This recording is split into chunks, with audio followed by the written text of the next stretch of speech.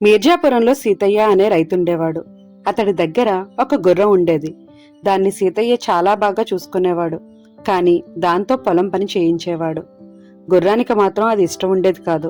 ఆ గుర్రం ఎప్పుడూ ఇలా ఆలోచించేది: నా పూర్వీకులు రాజుల సంరక్షణలో ఉండేవారు, సకల సౌకర్యాలు అనుభవించేవారు, ఎన్నో యుద్ధాల్లో పాల్గొన్నారు. కాని ఇప్పుడు నేను మాత్రం బానిసలా బతకాల్సి వస్తోంది అని ఎప్పుడూ అనుకునేది.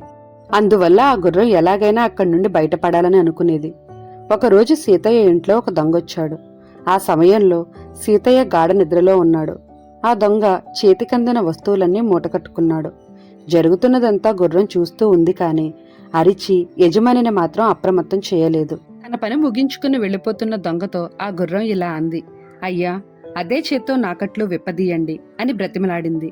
దానికి దొంగ, నీ కట్లు విప్పితే నాకేంటి లాభం అన్నాడు. అప్పుడు గుర్రం ఏమీ ఆలోచించకుండా, కావాలంటే నన్ను కూడా నీతో పాటు తీసుకెళ్ళు, జీవితాంతం నీ కాళ్ల దగ్గర పడి ఉంటాను, నీకు సేవ చేసుకుంటాను అని ప్రాధేయపడింది.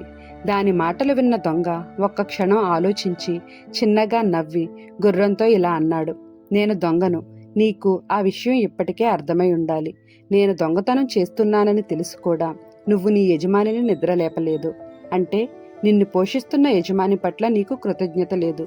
నీలాంటి దాన్ని వెంట ఉంచుకోవడం అంటే ఎప్పటికైనా ప్రమాదమే అని అక్కడి నుండి వెళ్ళిపోయాడు.